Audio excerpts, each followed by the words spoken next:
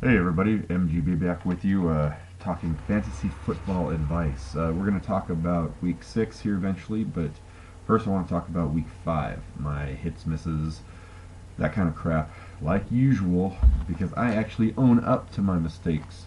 Um, Alright, so, uh, first of all, anyone else just kind of baffled by a lot of the crap that's happening? I don't think anyone expected. The Steelers have been so up and down. I'd lost faith in almost all of them. I did not expect, especially playing the Titans, I didn't expect Ben Roethlisberger to throw 5 touchdown passes. That was pretty retarded. I think at one point he had 3 touchdown passes and only like 59 yards passing. Never heard of that before. All right, so here's what I told you to do. I told you to start Ryan Fitzpatrick, that he would actually bounce back against the Eagles, and he had a pretty good game. Not as good as I was hoping. I was thinking big numbers, like he'd get you 25 to 30 points, which would have been huge. As it was, I believe he just got somewhere around 17, which is still pretty good. So we'll go ahead and win with that.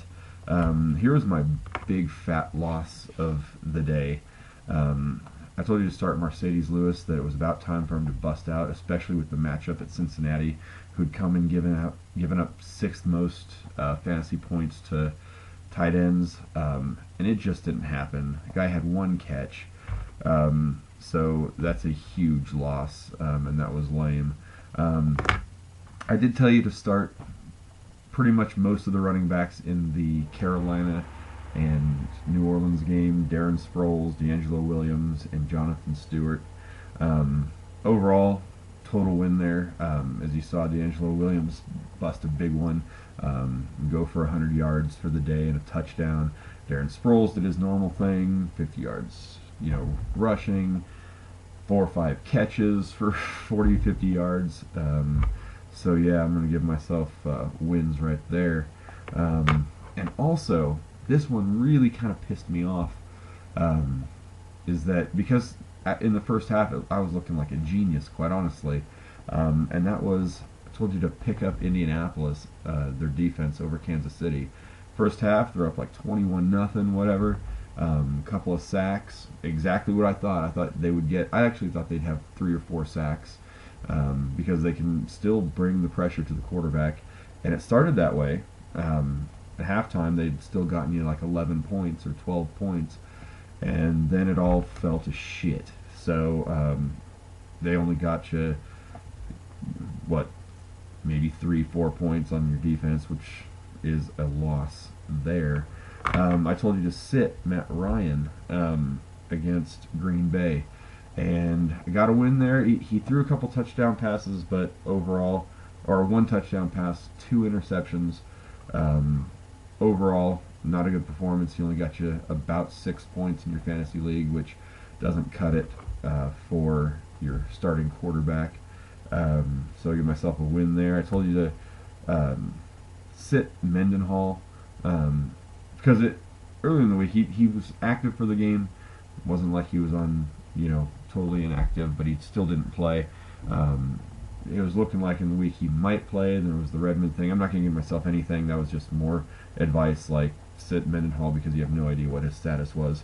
I told you to sit the Atlanta defense, which is obviously good advice against Green Bay. In fact, it was not. It wasn't as bad as I expected. I expected Green Bay to score seriously 35 points. As it was, both of the defenses kind of showed up yesterday to play. Ended up being good advice, as the defense only got you 4 to 6 points. I get a win on it, but still, the fact that both Atlanta and Green Bay's defense showed up and were stopping each other for the most part, most of the game, shocked me, because the first 4 games of the season, they were Green Bay was being thrown on mercilessly. And so I expected a bigger shootout. Still, I went 7-4-1 this week with my stuff, giving me 20, 10, and 6 overall. And once again, that's pretty good, seeing as how I'm not telling you to start all the obvious people like a lot of the fantasy experts. Oh, a couple of my pickups that I hope you'd picked up. I told you to pick up Josh Morgan of the Niners, owned in 1 or 2% of fantasy leagues. Ended up having 75 yards, 5 catches for that number 3 flex position, or even honestly number 2 wide receiver. If you needed help on the bye week, 12 points is pretty solid out of that spot. I would take it every single week if I could. Told you to pick up Jason Campbell, owned in only 21 to 25% of leagues. That was good advice, as he did pretty well against Houston. A couple of TD passes, 1 pick. So I hope you picked those up. So here are my pickups for this week. Reading off my awesome little snowflake penguin paper here that my daughters left me. Alright, real quick, now this week it's going to be fairly short. I'm leaving for vacation in Breckenridge all damn week. Actually here in like 2 hours, so that's why I'm doing it on Monday, and I'm not going to be talking obviously about tonight's Monday night game. None of my advice was about Monday night, so it doesn't really matter. A couple guys I think you should start. Andy Dalton versus Indianapolis. I think if Matt Castle can throw 4 touchdown passes against their defense, Andy Dalton's going to do the same thing. And this one, and I told you to start him one time again this season, and it was his only decent game, and I think he's going to do it again. I think Mike Sims-Walker at wide receiver, I think you should start him. I think the Rams are going to come back, and they're not going to beat obviously the Packers, but it's a good week for Sam Bradford and Mike Sims-Walker, in that they're going to fall behind almost immediately, and they're going to just start chucking it around the field, and I think that's good for Sims-Walker, who probably is going to have another big day, like he did in against the Giants, I think it was, in week 2. So start Mike Sims-Walker. I wouldn't be shocked to see him go off for 6-7 catches, 100 yards, a score, maybe more. So I think he's a good play. Daniel Thomas against the Jets. With the unstable quarterback situation down in Miami, I think they are going to just be handing the ball off a lot and hoping. So start him. Felix Jones against New England. I think it's a good play. Sit. I only have a couple. Right now, it seems like everyone can run the ball on Philadelphia, and so you would think that you would pick Washington's starting running back. Although, can you guess who it is? No. It could be Touraine, and you know what? All the guys who were like, "Oh, Ryan Touraine is a must-add." Well, he's not. Only because Shanahan likes to pull the whole switch crap on you, so you don't know. He could have another 100-yard game. He could lay a total egg. He could get 4 carries, and all of a sudden they're giving the ball to Hightower or to Helu or to Jesus, I don't know, to the water boy, for God's sake. So don't start one just because they say Touraine starting or Hightower's the starting guy. That doesn't mean crap in Washington. It's just better to avoid it, because I'd hate for you to start Touraine and then all of a sudden Hightower gets 20 touches and is the guy who goes for 100 yards and a score, and Touraine has 4 carries for 18 yards and 1 reception or something.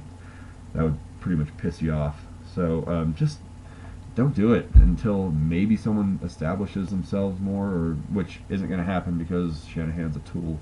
And here's Javid Best. I think you should sit against San Francisco. San Francisco is a great run defense, and Javid Best really isn't that good. If he's going to catch his passes, have a few yards on the ground, so he's not a terrible play. If you have running backs on a bye week, obviously start him. But I think if you have better options, that, like, if you're thinking, if you have, Javid Best and um, someone else, and you're tossing up like who to start, I would go with the other guy, because I don't think Javid Best is going to do that great. I think it's ton through the air, man. I think you're going to get a lot of Megatron, obviously, and Nate Burleson and Brandon Pettigrew, and I think you're going to have a ton of passing in that game, just because San Francisco's run defense is really stiff. It brings me to some pickups. Sticking with some of the guys I wanted you to pick up last week, Josh Morgan, I think you should pick up, wide receiver. Jason Campbell, again, just these are guys you may not have picked up, but still looking pretty good. Laurent Robinson, wide receiver for the Cowboys. Nate Burleson, wide receiver for the Detroit Lions. And I can't believe I'm going to say it, but I think, and living here in the Colorado area, I think John Fox is going to give the fans what they want. I think he's going to start Tim Tebow. And even though I don't think that means the Broncos are going to win all their games, I think Tim Tebow is if he starts, is a pretty good play, because he's going to get you some rushing yards too. So he'll get you 55 points just by running, and then whatever else he does. Okay, so hey, visit my website. It's mgbfantasysports.tripod.com, and this week I'll have some things up there quickly. There will be more content normally, but this whole week I'll be gone. So I'm going to throw some things up there now, just my pickups, some start, sit, that kind of thing. But yeah, visit it. Anyway, until next week, this is MGB. I'll be talking to you later.